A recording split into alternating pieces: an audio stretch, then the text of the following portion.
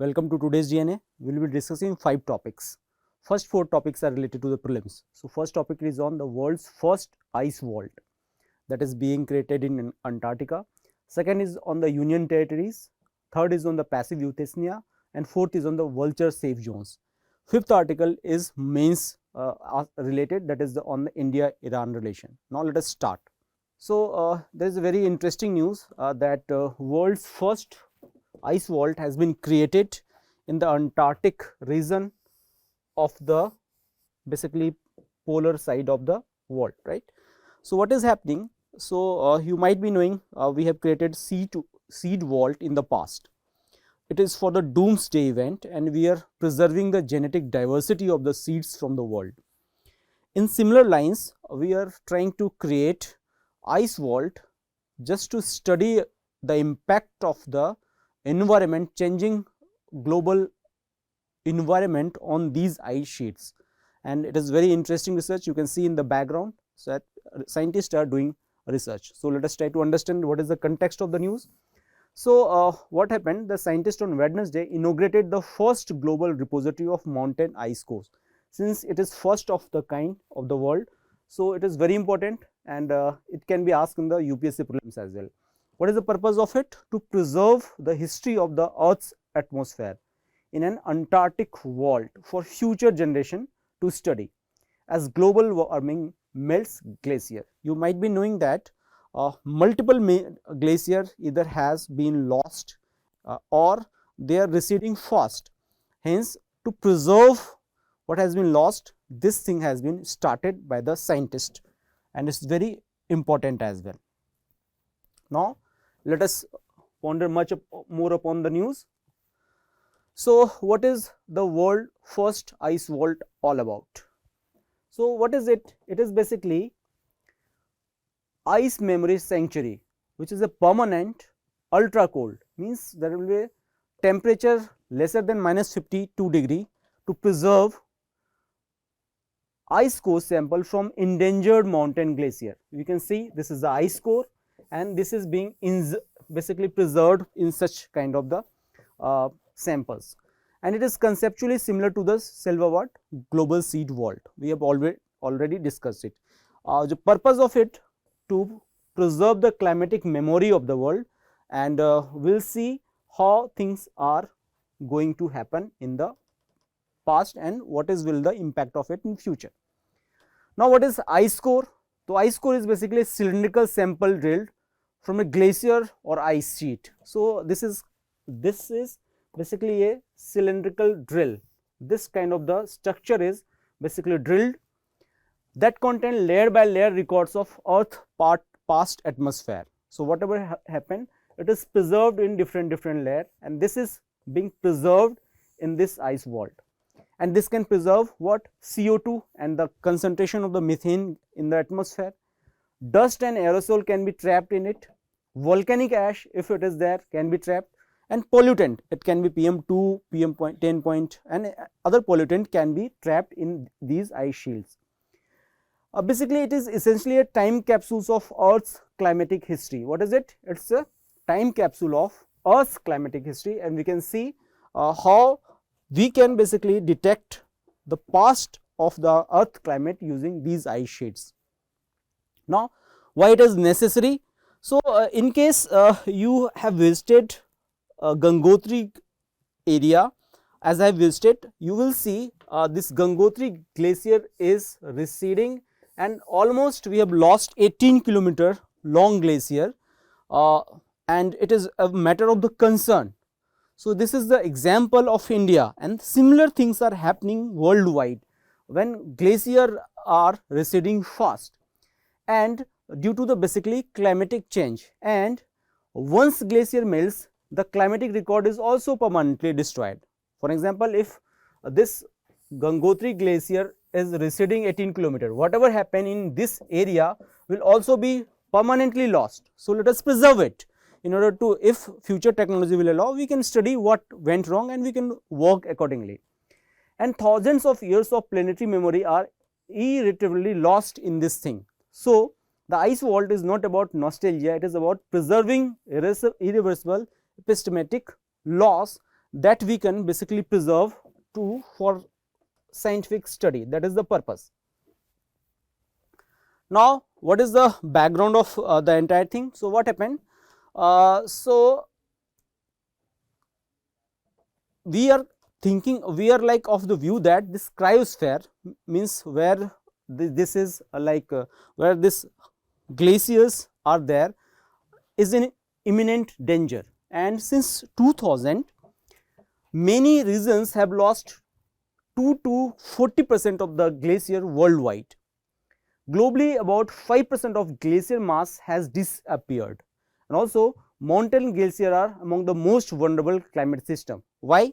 Because they are quite thermally sensitive. Even an increase in 0.5 degree of temperature can have catastrophic impact on the life of a glacier. Also, they are geographically fragmented and they are rapidly retreating. You can see in the cryosphere there are these components which are in the facing the danger of disappearance from the world, and once they are disappeared, they are permanently disappeared. There are no way that we are able to retrieve it.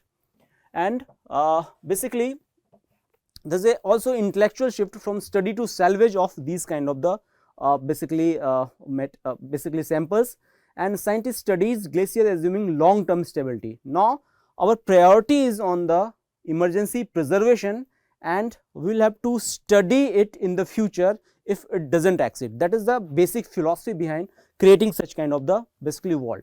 Now, what is the birth of the ice memory project? So, it was basically launched in 2015, almost 10 years back, by French CNRS, an Italian and Swiss research institution, along with 2 universities. You can see in the background, this is all about the research vault. And what was the objective? To create a planetary archive of vanishing ice was the key objective of this project. Now, what are the core component of this project? So, it will have physical infrastructure in Antarctica Concordia Plateau or station.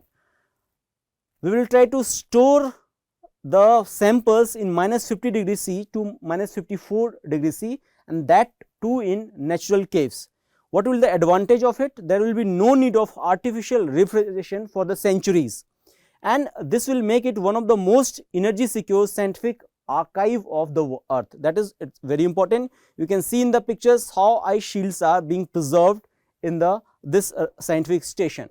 Now, what is the collection process? So, basically ice are being collected, ice sheets are basically collected from the Alps, Andes, Himalayas and other threatened mountain system, and it is not basically it is outside of the polar area. Why? Because in polar area climatic changes are limited, but in these area they face a lot of the climatic change. For example, there is a increase in temperature, there is a influx of the pollutants, even human inhabitants, human population can travel to this area. So, this will preserve the basically the footprint of all these things. That is why the samples are collected from all these area and not from the polar stations or polar part of the world, that is the Antarctica or Arctic. And this is basically explicitly state that the sample are not of immediate use, they will be used in the future whenever we will be having the sufficient time. So, what we will be able to do from it? We can calculate the CO2 level over 8 lakhs year, we can read the temperature cycle, we can read the volcanic tectonic activities, we can do the research on the industrial pollution level, we can do the natural climate variability of that area. So, these are the basically intended objective. And what we can do? So, we can record the monsoon variation, we can record the desertification, we can record the human population and local atmospheric calculation by doing a research on this. That's it's very important. Now, this foundation works as a scientific coordinator, ethical custodian and international cooperation platform for research. And how they are different from the sea vault? So, basically sea vault is to preserve the genetic variety of the world in future doomsday. However, the ice vault intends to preserve the climatic past of the earth. Also, the purpose of sea vault is biodiversity security. At the same time, The purpose of ice vault is knowledge security. The seed vault intend to do the food security and food resilience of the world. At the same time, ice vault intends to register epistemic resilience of the earth. You can see in the picture about the doomsday vault or the ice, basically the seed vault of the world. Now, based on all these discussion, let us try to solve the question which is shown in the on the screen. Our next topic is based on news which appeared in today's The Hindu. It says that Kuki-Jo Council reiterates its demand for a separate union territory for the tribes. So, they are demanding a UT for their own tribe. Let us try to understand what is the news all about and why there is a so demand and what is the use of the union territory in Indian political system. So, what is the context of it? So, Kuki-Jo Council reiterate its demand for a separate union territory for tribes. It will fall into the polity and governance chapter. Also, you can overlap it with the internal security aspect of the syllabus. Now, let us try to understand what is union territory first, why they are demanding it. So, basically union territory is a first ordered administrative unit of the Indian Union, very important, which is directly governed by the union government. Either president directly govern them or they govern them through administrator or the LGs, lieutenant governors.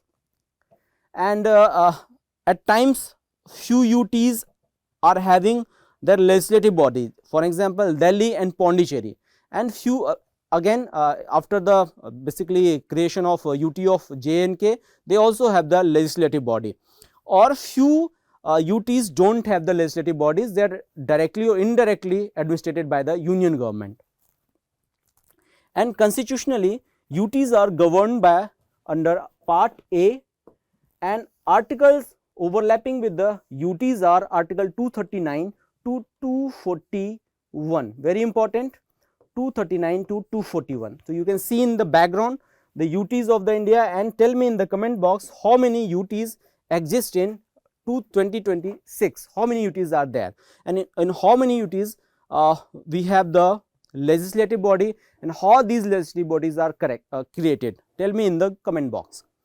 Now, but before going to that, let us try to understand why UTs are basically created and why they exist if we have the states in our hands. So, basically you might be knowing if few areas are too small or they lie on the border of the India, international border of India, or they are too sensitive in nature, and they are basically newly integrated areas of the country as well. So, all these cannot be turned into the state, hence the government try to, or union government try to create union territories in order to administrate them. Hope it is clear to you. Now, how they are different from the states? So, states are they have the constitutional autonomy in the space. At the same time, union territories are under the greater control of the union government. Also, states are having their own elected government. Only few union territories have their own government. It is the Delhi and Pondicherry there, and Jammu and Kashmir. Now, the governor is the constitutional head of such union territories. At the same time, the union territories are governed by the LGs or the administrators, and state represent the strong federal status. At the same time, union territories present the unitary nature of the Indian constitution. That is the difference between the union territories and the states. Now, what is the background of creation of union territories? So, it lies into the reorganization of the Indian state in 1956, when for the first time Indian states has been reorganized based on the linguistic basis, and Andhra Pradesh was created as a first state. So, after that so many states has been created based on the different regions. Now, during that time only union territories in India was also introduced, and they came into basically light as a centrally administrative unit of the country, right. Also, let us try to understand that it is not that union territories once they are created will remain the union territories. There are cases in the past when union territory has been converted into full-fledged state, for example state of Himachal Pradesh or state of Goa, and recently there is a very interesting example when a full-fledged state has been downgraded or converted into union territory. There is the example of the Jammu and Kashmir, and a separate union territory in terms of the Ladakh is also created, which was also in news due to the recent protest in it. So, it is not like that once states are created or once UTs are created, they remain permanent. So, no, there is a basically India is a India is a union of the states, and these unions are not permanent. These state units are not permanent, they are quite fluid in nature, and union government can change the nature of the state. How they can change it? So, they can change it under the constitution provision article 3, which says parliament may law form a new state, increase or diminish area of any state, alter the boundary of any state, and alter the name of any state. It is very important that parliament may law can do under article 3. What they can do? They can form a new state. For example, Andhra Pradesh has been formed, Jharkhand has been formed, Uttarakhand has been formed, or they can increase and diminish an area. They can increase the area or diminish the area of any state, or they can alter the boundary of any state. They can alter the boundary of state based on the need of the hour, and alter the name of any state. For example, Uttaranchal to Uttarakhand, that is also can be done by the parliament under article 3. And the word state here has been judicially and constitutionally interpreted to include union territories as well. Whatever applies to the state under article 3 also applies to the union territory under article 3. Hope it is clear to you. Now, what is the basically creation of the union territories under article 3? Let us try to understand. So, for that purpose, a bill has to be introduced in the parliament. Where it can be introduced means only bill can be introduced in the parliament, not the state concerned who want to create or diminish the area. It is the union parliament who will create such kind of the bill or introduce such kind of the, and it will be done with the prior consent of the President of India. Who will do it? With the prior consent of the President of India. And President or the union parliament will basically consult the state affected by so, but their views are not binding on the union government. Their view will be considered but not binding. Their view can be accepted, their view can be modified, their view can be ignored as well, because India is a strong union. Also, parliament passes the law by simple majority. There is no need of a constitutional amendment like procedure. Only by the simple majority this can be created, and after that a new state or a new union territory has been created in India. That is the process. Hope it is clear to you. It can be done for the merger or split of any union territories or state as well, the similar process. Now, there are different cases in which all these things has been established, and it was established that the power to create a state or power to alter the boundary of the state or power to basically diminish the areas of the state is basically a prerogative of union government under article 3. However, it is subject to the basic structure as well. Now, let us try to understand the few case studies. So, Delhi was originally part C state, it had been converted in UT, and later on it had been converted as a UT with the legislature. Pondicherry, it was erstwhile part of the French territory, now it is a UT with a union territory. Jammu and Kashmir recently has been created as a UT with a legislative assembly, and a new part has been created, that is the Ladakh. And it is also done by the Jammu and Kashmir Reorganization Act 2019. You might be remember 5 August news. Recently also it is very important that Dadar and Nagar Haveli and Daman and Diu was merged as a single union territory in 2020. These are the journey of union territories in India. Now, what is the institutional and governance structure for the UT? So, article 239 says that UT will be administered by the president through an administrator or the LG. It is very important. And article 239A deals with the special case of the Delhi. Article 240 deals with the regulation of the basically some UTs like the Andaman and Nicobars, and article 240 deals with the high courts in the UTs. So, these articles are quite important, kindly go through it once. Now, there are a few debates as well that creation and this basically alteration of the boundary can be considered as a unitary feature of the country. Yes, there are allegations, but you will have to understand all these things are done for the basically better protection of Indian government of India's interest or Indian interest, that is why. Now, in conclusion, we can say that union territories in India are created by the parliament through an ordinary law under article 3 of the constitution with the president's recommendation and without requiring the consent of the concerned state. which reflects the uniquely Indian model of strong center federalism with flexible territorial design. This is the concluding remark. Hope the topic will be clear to you. Now, we will have to also understand, since cookie Joe are basically demanding it. So, basically cookies Joe are not a uniform or a single body, they are basically group of the tribes, and they represent the Tibetan Burmese linguistic family tree, and they are generally residing in southern Manipur, parts of Mizoram, parts of Nagaland and parts of Assam, and across the Indo-Myanmar border.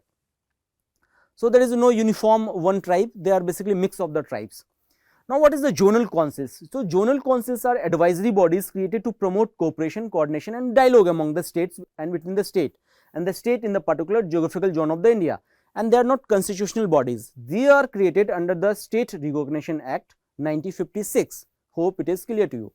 Now, why they are created? Because once the state was created, we felt that there can be the conflict between the state, for example, the sharing of the boundary, for example, sharing of the water, and then other things are there. For resolution of such issues, this zonal councils has been created, and they work as a basically coordination between different zones.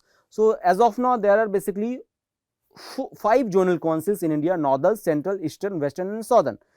For northeastern council, there is a separate body created by different law, and that we call Northeastern Council Act 1971. We will have to understand, they are not basically zonal council, they are basically Northeastern Council Act. It was created in 1971, and generally the composition of zonal council is like, it is headed by the Union Law Minister, Home Minister and Chief Minister of the member state on the rotation basis. 2 other ministers from the east state, administrators of the UT if needed, and there is a standing committee for each zonal council. And northeastern councils are not equivalent to the zonal councils, they are different. I will repeat it. Now, what is the function of the zonal councils? So, they do look for the interstate dispute, they look for the economic and social planning, they look for the law and order and security issues and other things that emerge from the time to time. Now, what is the legal and administrative nature of these things? So, these are created by the parliament by the law. For example, State Recognition Act 1956, and they are the statutory in the nature, and their powers are not binding, matlab their recommendations are not binding on the government of India. Now, how these councils are different from the other bodies? For example, there is the interstate council under article 263, which is constitutional. Zonal councils are statutory, and northeast councils are statutory, but was made for a special purpose. So, hope a difference between the zonal councils and other councils are clear to you. If it is not, let us sum it up in one line, that zonal council are statutory advisory body created under the State Recognition Act 1956, and to promote interstate cooperation, coordination and dispute resolution at the regional level. Hope this topic is clear to you. Now, based on this information, let us try to solve the MCQ which is displayed on the screen. Now, this news is very interesting, that is a passive euthanasia. So, what happened? So, SC Supreme Court is supposed to decide on one of the cases of the passive euthanasia. So, it will largely lie on the polity and governance section. So, what is the case? So, basically case lies with unfortunate incident in which a 31-year-old person has been in the vegetative state for last 10 years, and he is on the permanent vegetative condition, and the treatment being provided to him is largely futile. Hence, their their guardians have requested for the stopping of artificial prolongation of the biological existence of this person. Now, it is very interesting case. Let us try to understand what is the case all about, what is the euthanasia all about. So, the literal meaning of euthanasia, eu means good, eu means good, and hence if you call euthanasia means it is a good death or easy death, which is practice of ending or allowing the end of life to relieve suffering of a person. And in contemporary ethics and law, this refers to the decision or action that result in the shortening or not prolonging the life. Means we can short the life or we are not prolong the life if someone is not able to regain its whatever biological existence is. And there are different type of the euthanasia. We can see there is a passive, there is a active, there is a non-voluntary, there is a voluntary, there is a involuntary, there is a assisted suicide. So, in India, all these are illegal, or these are considered not part of the basically legal framework. Only the passive euthanasia is basically part of the system, which is also done under the strict observation of the court. Now let us try to ponder much upon the news, more upon the news. So what is it? So it means withholding or withdrawing life sustaining treatment. For example, if someone is on ventilator, the ventilator can be switched off. If someone is on the oxygen can be supply can be disrupted. If someone is not responding, for example, in a sustained coma condition, all these things can be stopped, just in order to basically ensure that death is not caused, that death is allowed to occur. That is difference. We are not basically forcing them to die, we are basically allowing them to die naturally. That is the purpose of this thing. And accordingly, how it is different from the active one? So active one uses or resort to the basically active cause of the death. For example, injecting someone with the poisonous basically injections or otherwise, and there is the intention is to cause the death, as well as it is illegal in India because it is seen as a killing. At the same time, the passive one is just withdrawing the support, and intention is stop futile treatment. For example, someone is not responding to any medicine.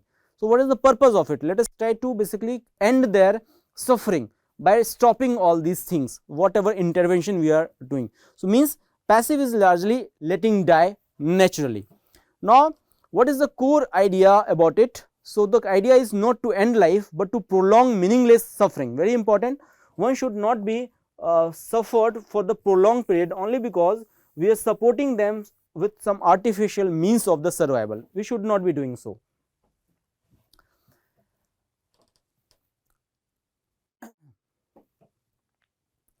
Now what is the basically background of this case? So there is a very unfortunate case of Arna Strandbach case, in which basically she was a basically nurse, and she was changing dress in one of the basically hospitals of the Mumbai, in which she was allegedly sexually assaulted, and while this act was committed, she was also strangulated with one of the chains which was present, which resulted into the basically lack of oxygen supply in her brain, and resulting she was in the vegetative conditions for the 40 years, 40 long years. You can not imagine the suffering caused to her.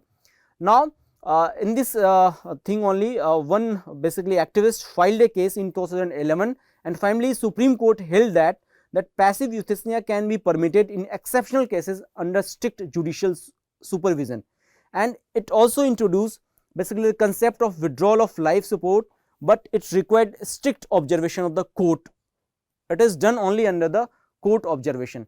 Accordingly, in 2018 a very landmark judgment came, which was related to the constitutional expansion of the this doctrine, and the case was filed by Common Cause, and in this case it was decided that right to life under Article 21 does not mean only right to life, but also it is overlapping with the right to die with dignity. One should be living with the dignity as well as one should be dying with the dignity, and it recognizes passive euthanasia.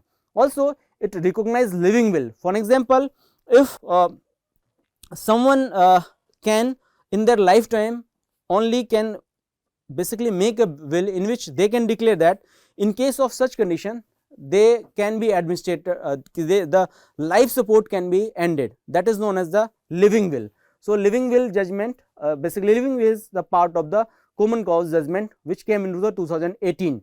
Also in 2023-24 there was a clarification that the process itself has been made simplified in later on. So very important that we should be knowing the interpretation of these cases.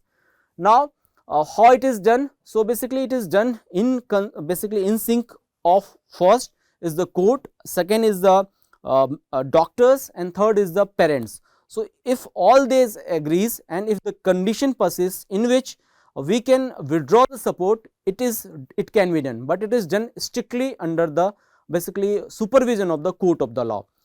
Since there is no law as of now created by the parliament on all this situation, as of now this is only done by the court of the law, and there is no parliamentary law related to the this kind of the situations. Hope it is clear to you.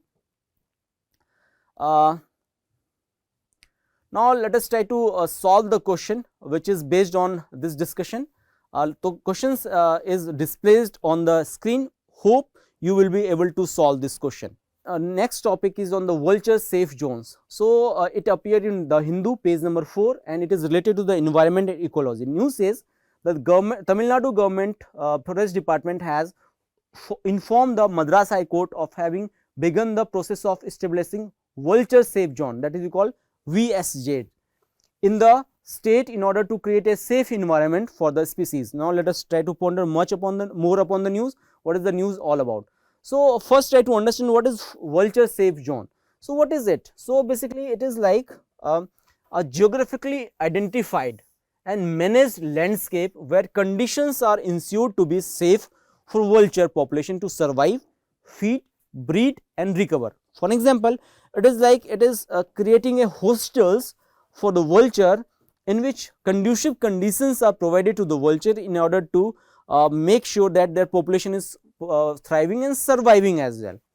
So it is primarily done by eliminating toxic veterinary drugs, for example daclofenac, or protecting nesting and roosting habitats, monitoring carcasses disposal practices. And in a sense basically VSZ is not merely a protected area, but is a regulated and management applied to them in order to protect the population of the vulture. Hope the word meaning of vulture safe zone is clear to you. Now why there is a much focus on the vultures? So vultures are known as the scavengers of the environment, and they feed almost exclusively on the dead bodies.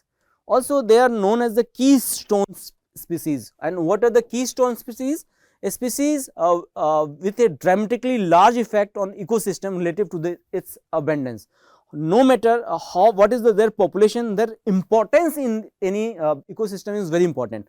Hence these vultures are considered as a keystone species. Also they are nature's fastest and most efficient waste disposal system which is present, and their ecological role prevent the spread of diseases, communicable and non-communicable, by rapidly removing dead animal from the environment. And the core idea of vulture safe zones are to provide the food chain which is safe, habitat is protected and population are in recovery phase. That is the core purpose of the VSZ. Now let us try to ponder on the background of the vulture crisis in India. So you will be amazed to know that in southern Asia there is the India, Pakistan, Nepal, almost 90% of the vulture population basically died. Why? Because of chemical or a basically drug that is the daclofenac. You might be knowing this. So they generally impact the kidney of these vultures, and due to the kidney failure the population of the adult vultures rapidly decline, resulting into the mismanagement of the dead body and carcasses in the wild and in the open. Now after we came to know that this is impacting the vulture population of country or the South Asia, we have banned the daclofenac and we have introduced a new medicine which is generally considered safe for the basically vultures, that is the meloxicam. However, since the regulation is quite poor, people are not aware and daclofenac is cheaper, hence still it is widely used by most of the people in order to treat their cattle, for example cows or the buffaloes, because they are used for the pain management in such cattle. However, once they die, it is the dead body is basically consumed by the vulture, and they are quite basically dangerous. These daclofenacs are quite dangerous for the vultures because they impact the kidney and they die out of the kidney failure. Now we know that India had once the largest vulture population in the world, and certain species, for example white-rumped vulture, long-billed vultures, became the critically endangered over the period of time, and policy crash is widely accepted. It is one of the fastest recorded decline of any bird group in the history of the world, right. Also what is the Tamil Nadu initiative all about? So Tamil Nadu has begun establishing vulture safe zones, and first one around Moyar River Valley in the Nilgiri biosphere was created, and it was based on the vision document for vulture conservation of Tamil Nadu 2025. So, very important, based on this thing 2025 to 2023, this vulture safe zone has been created, which is also is very unique, and it is a welcoming move if they are creating such kind of the infrastructure. Now, let us try to discuss about the vulture species of India and how they are basically endangered or not. So, India hosts 9 vulture species across 3 genera, Japus, Ajappus and Nephron, and these scavengers play crucial ecological role in carcassal disposal, preventing disease spread, and few are basically critically endangered as well. You can see from the basically table that this white rumped vulture, this slender billed vulture and Indian vultures as well as white backed vultures, all these are critically endangered. All these are critically endangered, and UPSC can ask question from all these things. Also, this red headed vulture is also critically endangered. So, let us try to focus on critically endangered species, because this question can be asked. So, that is why I have basically given this thing in the tabular form as a one stop solution. You can go through this information, which is updated one. Now, based on all this information, let us try to solve this question which is given on the screen. Our next topic is on India-Iran relation. You might be knowing that recently a protest has been erupted in Iran, and there is a wide scale protest by the youths against the current regime of the government of the Iran. And somehow US is also interesting because of the one cryptic message sent by the US President Donald Trump, that they are with the Iranian people, and they should be overthrowing the government. So, after the Venezuela, I believe USA is focusing on the Iran. They want to capture the energy resources of the world. That is the one of the conspiracy theory which is floating. Accordingly, what happened?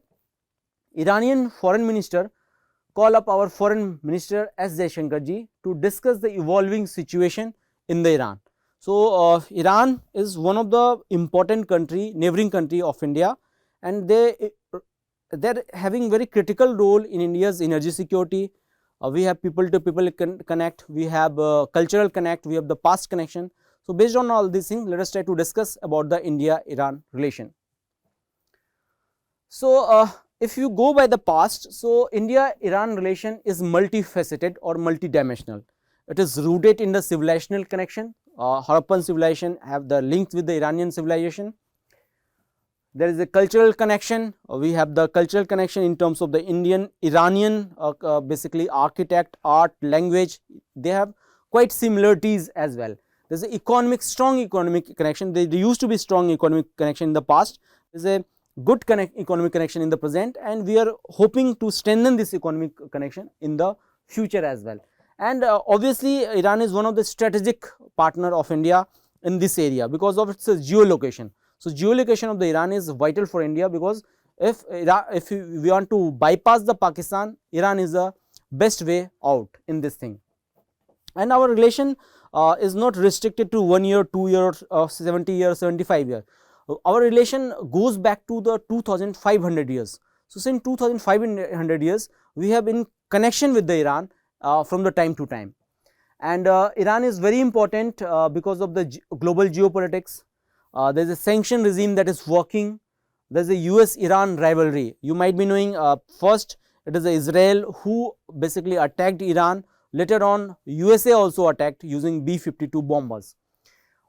Then also there is a West Asian power politics, means Iran is a Shia country, and rest of the countries around the Iran except Iraq is largely dominated with the Sunni population. So, there is a conflict between the Shia and Sunni population. Saudi Arabia claims they are the Muslim leader of the world. At the same time, Iran claims so, Turkey also claims so. There is a conflict, as well as there is a conflict of Iran versus Israel, because Israel consider them an existential threat, vice versa is also true. Iran consider them Israel as an existential threat. So, there is a mix of all these things, and India is basically somehow trapped between all these things, and we are trying to balance our relation with all these countries including Iran. That is why it is very interesting to understand. So, hope it is clear, the background of it is very clear to you. Now, the relation with the Iran can be best understood that we have the continuity of civilizational proximity politically disrupted by the global power politics. That is the summary of the India-Iran relation if you have to do it. Now, let us try to ponder more upon the basic relation. So, what is the importance of the Iran for India? So, first is the geolocation of the Iran, which is very important. You can see Iran is transit to the Afghanistan, Iran is transit to the Central Asia as well. Central Asia is considered rich in the natural resources, and we can access the Russia or the Europe using the Central Asia.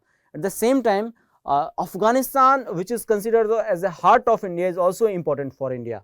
But since we have our noisy neighbor in our immediate vicinity, so we are trying to bypass it by going through this Chabahar port use. That is why geolocation of the Iran is very important for the India. Now, why? Because it lies between the South Asia, Central Asia and the West Asia. Chalo. Next is the Iran is considered one of the major energy power of the world, and their oil resources, they are quite rich in the oil resources. That is why, and India is energy starving country. We are energy guzzling country. That is why we need Iran as one of the partner. Also, we are having civilizational connection in the past, and they provide the strategic access to all these things as well. That is why Iran is quite important. Hope it is clear to you. Now, next is let us try to understand the background or evolution of the relation with Iran. So, you might be very amazed to understand that few words in the Sanskrit and the Avestian are quite similar. For example, our Sanskrit, Vedic Sanskrit have the word yagya. The same is there in Avestian, that we call yasna. Also, they have deva in Sanskrit, we have deva in Sanskrit, the same deva is there in the Avestian language. We have asura in our Vedic Sanskrit, the same is there, they call in them ahura. So, we can say there is this very unique overlapping language of India with the Iranian. So, very unique. Also, you might be knowing a lot of Parsis have migrated to India. So, for example, Ratan Tata, Tata family and other stalwart, they have contributed into growth of India. So, that is why there is a civilization connection as well. Not only that, our ancient art and culture, architect, statecraft and elite class is also somehow represented by the Iran. So, we have the great influence of the Iranian architecture, art, language, hence that is why we have a common connection culturally and otherwise as well. Not only that, we have very good relation with the Iran before Britishers came into the picture, but once Britishers came into the picture, Iran became a hotbed, and basically a hotbed for the fight between fight of the hegemony between the British power of that time and the USSR power of that time. Hence, it became a conflict zone during the British time only.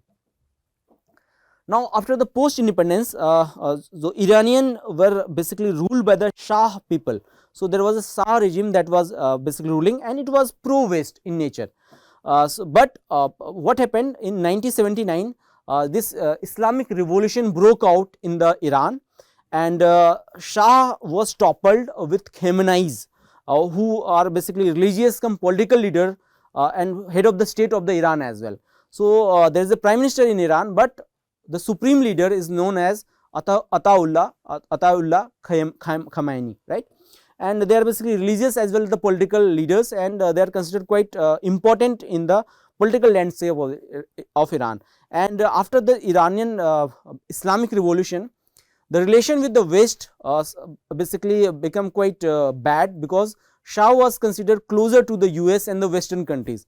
At the same time, they were anti-West.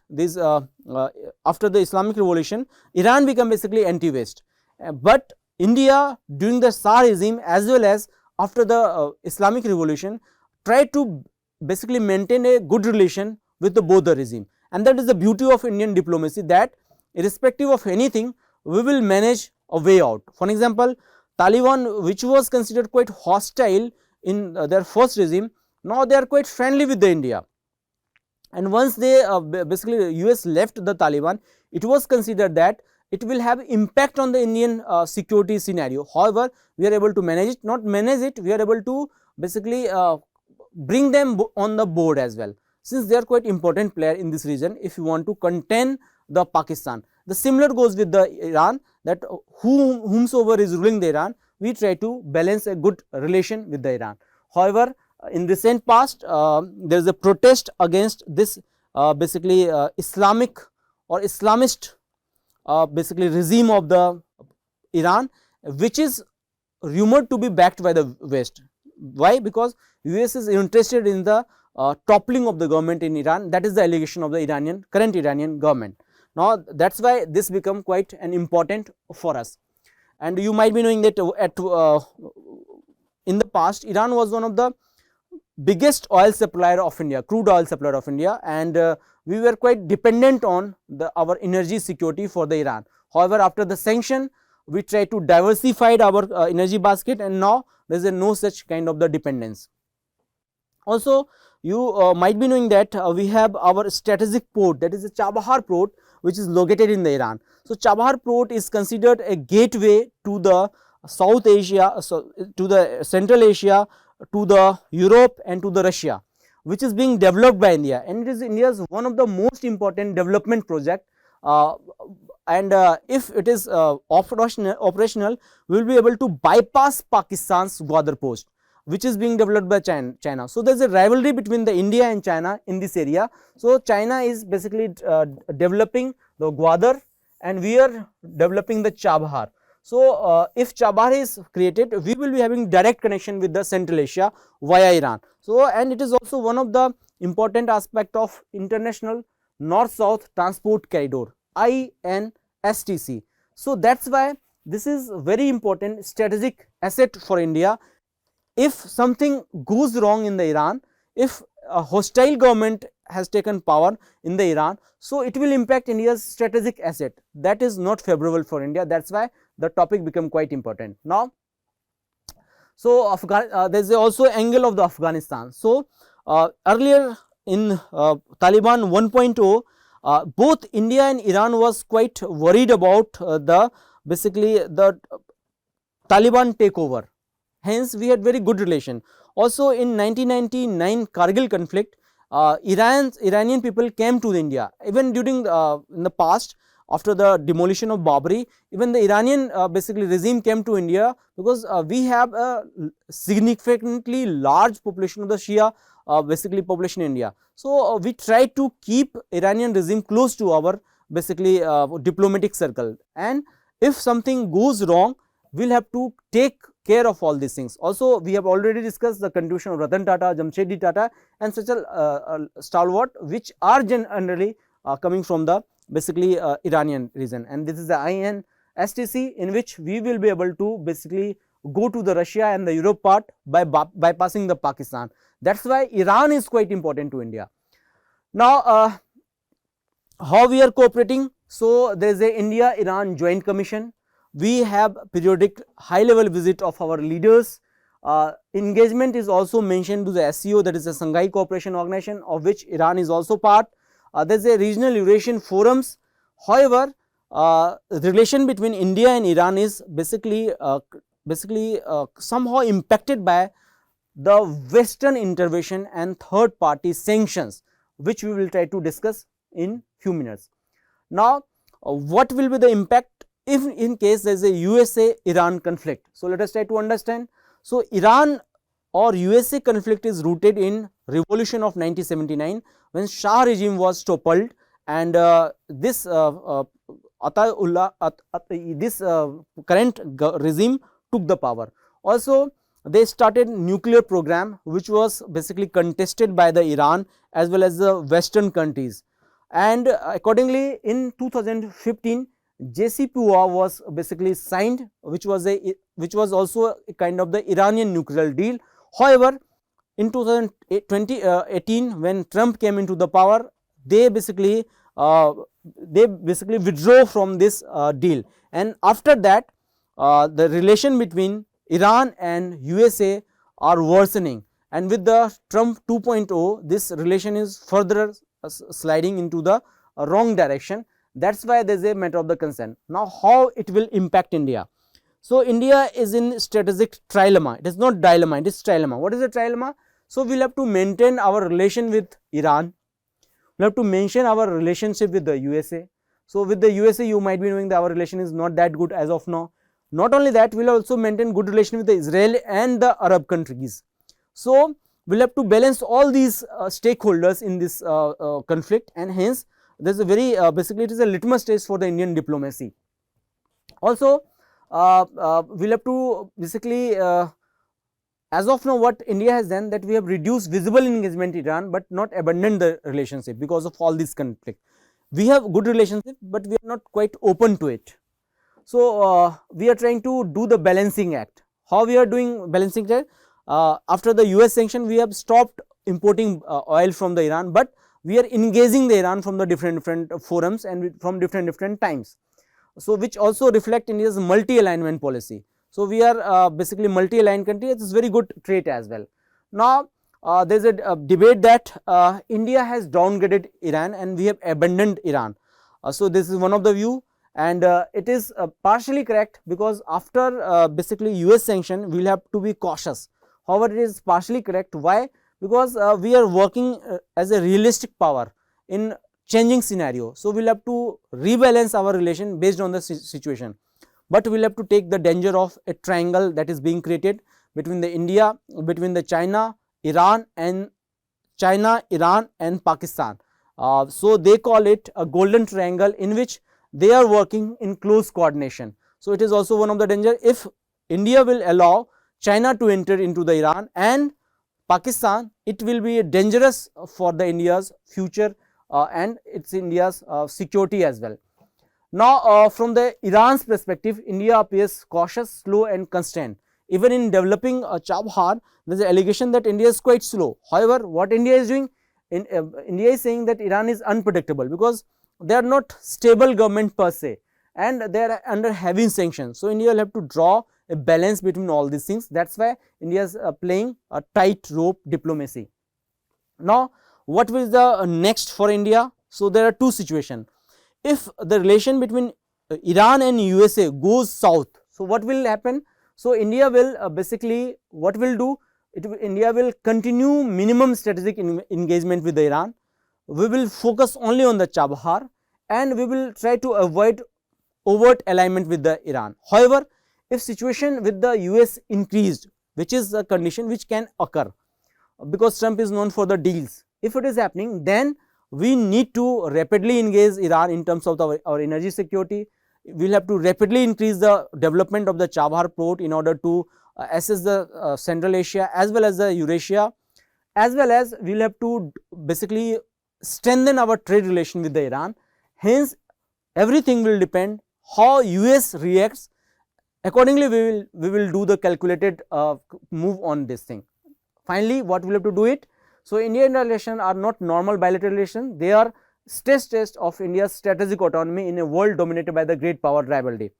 And it also reveals that the tragic gap between the civilization geography and political geography. So, we have to understand there is a gap between the civilizational geography, but there is also gap between the political geography. With this thing, let us try to basically conclude our discussion on the India relations. It says that India and Iran are natural civilization partners separated by unnatural geopolitical constraint. The relationship oscillate between historical depth, strategic caution, shaped less by the bilateral will and more by the structure of the international system.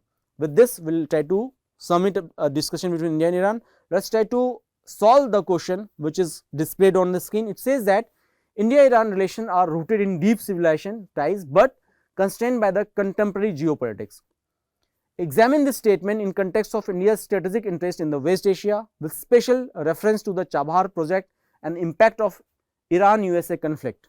You will have to write in 250 words. Hope you will be able to solve it using the information that we have discussed as of now.